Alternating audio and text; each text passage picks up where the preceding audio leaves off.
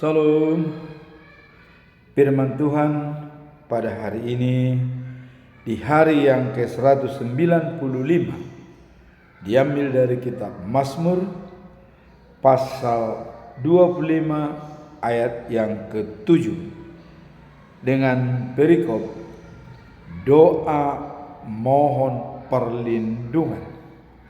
Itulah perikop. Dan sebagai nats adalah sebagai berikut. Dosa-dosaku pada waktu muda dan pelanggaran-pelanggaranku janganlah kau ingat.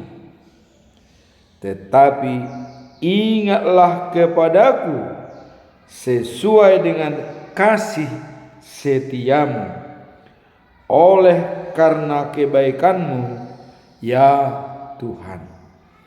Itulah Mazmur Daud pada ayat hari ini.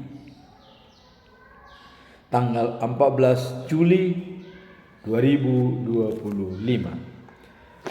Sekarang kita masuk tetap dalam pedoman selama bulan Juli tahun 2025 dengan topik setia melayani Tuhan, hidup sesuai dengan kehendaknya. Dijabarkan dalam 1 Korintus pasal 15 ayat 58. Berdirilah tegak, jangan goyah, giatlah bekerja untuk Tuhan, bersekutu dengan Tuhan, jerih payahmu tidak sia-sia. Artinya, apa yang kita lakukan akan berhasil dan mendapatkan berkat dari Tuhan apabila kita giat bekerja untuk Tuhan, bersekutu untuk Tuhan.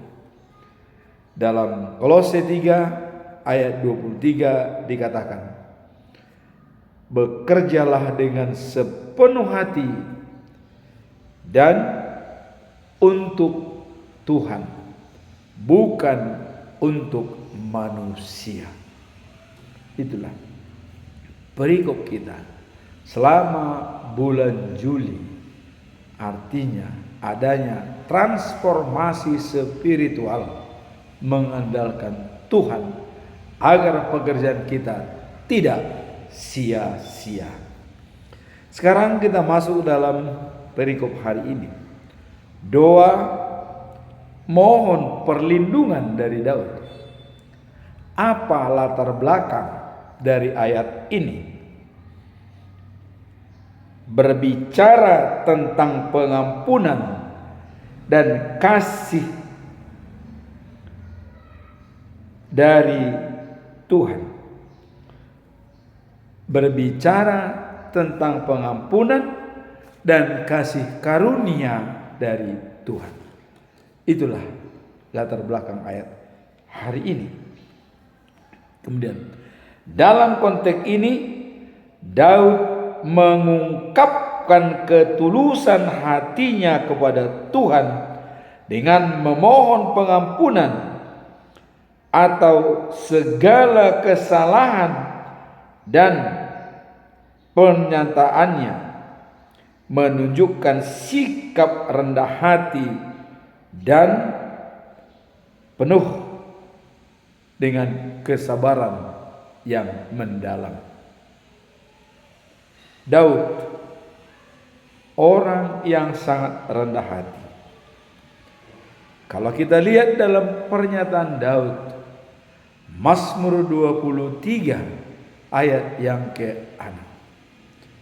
Kebajikan dan kemurahan belaka di dalam diriku seumur hidup. Kebajikan dan kemurahan. Daud mengatakan, dan aku akan diam di rumah Tuhan sepanjang masa. Artinya selama hidup dia diam di rumah Tuhan. Artinya dirinya menjadi tempat Tuhan Allah di dalam roh.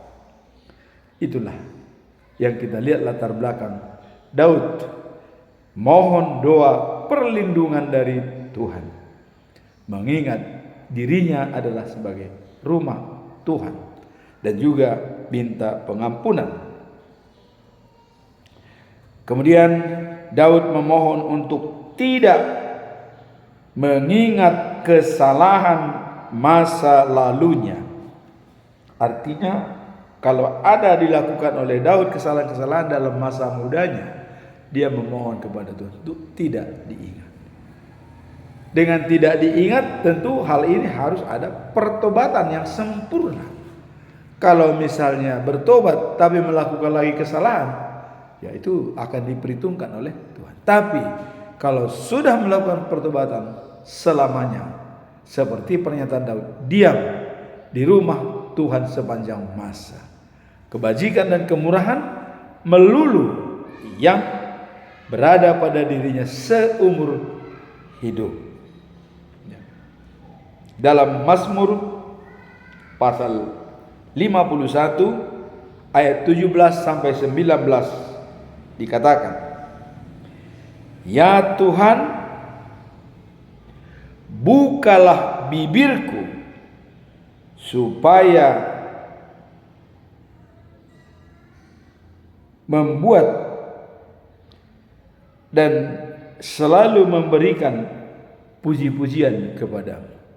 Bukalah bibirku untuk melakukan puji-pujian kepadamu. Dan kemudian ayat 18 juga, "Sebab engkau tidak berkenaan kepada korban sembelihan bila ku persembahkan." Artinya Allah tidak menginginkan korban sembelihan kalau kita tidak sudi menyatakan diri setia kepada Tuhan. Jadi bukan korban sembelihan yang dilihat, tapi mengucap syukur. Itulah yang diharapkan oleh Tuhan Allah. Nah, kemudian dalam ayat 19 dikatakan, korban sembelihan adalah, jadi Daud mengatakan, korban sembelihan itu adalah jiwaku yang hancur, hati yang patah dan remuk. Jadi jiwa yang hancur, hati yang patah dan remuk, Tuhan tidak akan pandang hina terhadap kejadian pada diri kita. Kalau kita remuk, jiwa yang remuk dan patah, itu tidak menjadi hina di mata Tuhan. Bahkan Tuhan sangat prihatin. Kenapa Daud mengatakan hati jiwa yang remuk? Kita lihat beberapa ancaman kepada Daud. Dari Saul hendak dibunuh, ya. Dia diancam oleh Saul, tapi Daud tetap rendah hati. Absalom, anak kandung sendiri, sudah mau mengkudeta, mau mengambil alih kekuasaan. Bahkan Daud pergi bersembunyi. Coba, dia di Yerusalem. Semua orang yang mau berkonsultasi dengan Daud diambil alih oleh Absalom. Itulah dikatakan Daud, hati yang remuk, jiwa yang patah. Tapi Tuhan tidak menganggap itu hina bagi dia, maka dia tetap eksis. Itulah latar belakang daripada perikop ini. Sekarang apa tujuan bahwa Daud mengatakan seperti itu? Nah, ini adalah untuk, ya, meminta pengampunan dan menunjukkan kerendahan hati. Jadi untuk meminta pengampunan dan kerendahan hati, itulah tujuan daripada Daud. Minta pengampunan dan kerendahan hati. Jadi pemazmur ya, menyadari bahwa kesalahan dan dosa yang telah diperbuat masa lalu dan kini, dan dengan tulus memohon agar Tuhan tidak mengingatnya. Artinya masa lalu, dosa-dosa yang dibuat masa lalu dan juga kini yang jalan, Tuhan tidak mengingatnya. Mohon untuk diampuni. Nah, kemudian Tuhan agar tidak mengingatnya dan juga adalah manusia tidak sempurna, karena Daud menganggap bahwa manusia tidak sempurna. Bila mana sempurna, ini benar harus menyenangkan hati Tuhan. Jadi kita tidak sempurna, tapi bagaimana kita supaya menjadi sempurna? Kita lihat dalam Roma 12 ayat 2. Jangan serupa dengan dunia, berubahlah dengan budi pekertimu sesuai kehendak Allah, mengetahui mana yang jahat, mana yang baik, sehingga kita diharapkan menjadi manusia sempurna. Manusia sempurna adalah menyenangkan hati Tuhan. Siapa yang dinyatakan oleh Tuhan manusia sempurna yang pernah di dunia ini? Itulah Yesus Kristus. Pada saat dia dibaptis, waktu keluar dari air, waktu Yohanes Pembaptis, apa yang terjadi? Sorga terbuka. Suara dari langit, dari sorga, langsung dari Allah sendiri. Apa yang dikatakan oleh Allah? Inilah anakku yang kukasihi, kepadanya lah aku berkenan. Kemudian dalam bahasa Indonesia, dia menyenangkan hatiku. Jadi Yesus menyenangkan hati Tuhan. Bagaimana? Apakah kita bisa menyenangkan hati Tuhan? Ya, mari kita ikuti teladan daripada Yesus, menjalankan karakter Allah, yaitu kasih. Karakter Allah adalah kasih. 1 Yohanes pasal 4 ayat 8 dikatakan, Allah itu adalah kasih. Barang siapa tidak memiliki kasih, tidak mengenal Allah. Nah, maka dikatakan dalam pengampunan, ya, dosa dalam Injil Matius pasal 6 ayat 14 dikatakan, harus ada saling mengampuni. Jikalau kamu mengampuni kesalahan orang lain, Bapamu yang di sorga akan mengampuni kamu juga. Jadi pengampunan yang diberikan oleh Allah dari sorga tergantung pada kita. Apakah kita mampu mengampuni orang lain? Jangan ada dendam di antara kita seperti orang Molodok kata mardomu di tanorara petaho katanya. Jadi tidak mau mengampuni. Jadi di sini dikatakan dalam Yohanes 3 ayat 3, pentingnya lahir baru sebagai syarat untuk kenal dengan Allah. Lahir baru, dan itulah yang kenal dengan Allah. Kalau kita lihat dalam 2 Korintus pasal 5 ayat 17 dikatakan, bersatu dalam Kristus menjadi manusia baru, yang lama tidak ada lagi, semua baru, dan kita menjadi saluran berkat. Itu transformasi spiritual dari hidup lama dalam dosa yang dibawa oleh Adam menjadi hidup baru bersama dengan Yesus Kristus. Itulah yang dikatakan tujuan utama dalam perikop ini. Harus menyenangkan hati Tuhan. Sekarang apa pesan moral daripada perikop ini? Pesan moralnya adalah pentingnya pengakuan dan pertobatan dalam hidup seorang percaya. Jadi pesan moralnya, kalau orang sudah percaya harus bertobat, ya. Pengakuan dan pertobatan itu syarat daripada orang yang percaya kepada Allah. Jadi jangan sampai kita menaruh dendam, ya. Jangan sampai kita menaruh dendam kepada seorang, tapi harus saling mengampuni. Itulah pesan moralnya. Jadi dikatakan bahwa bersatu dalam Kristus menjadi manusia baru. Hidup lama dirubah menjadi hidup baru bersama dengan Kristus.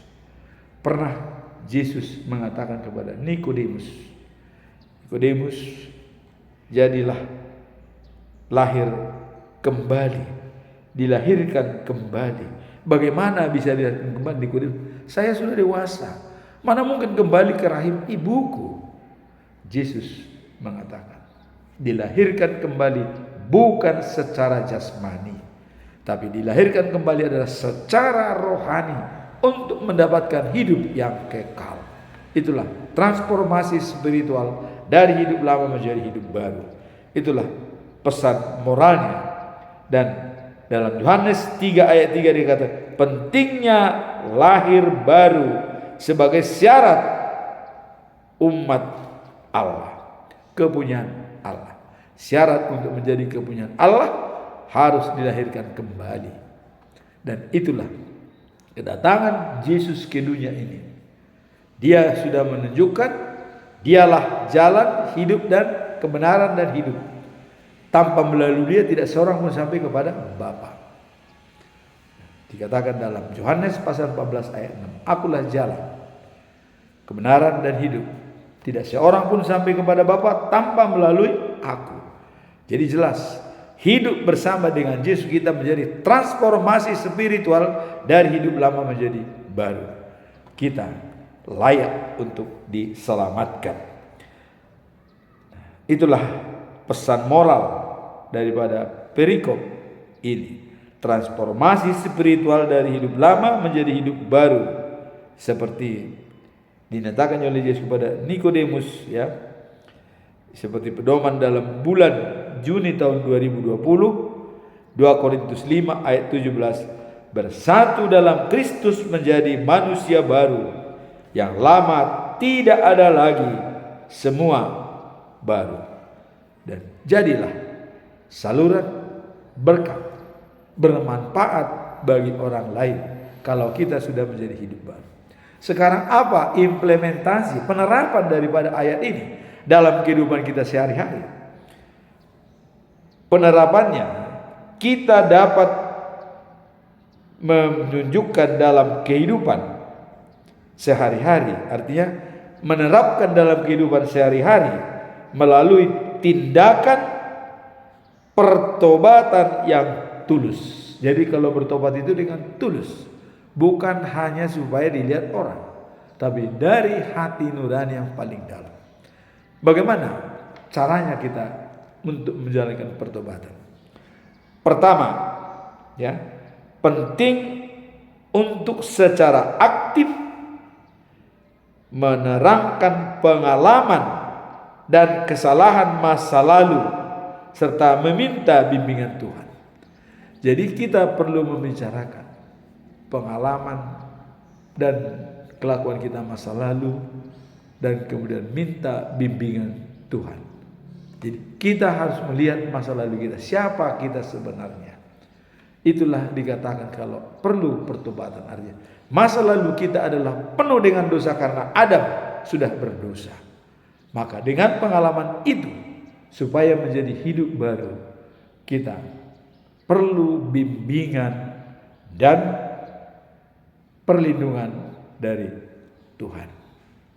Itu yang pertama. Yang kedua, dapat memperlihatkan pengampunan kepada orang lain. Jadi kita bisa mengampuni orang lain.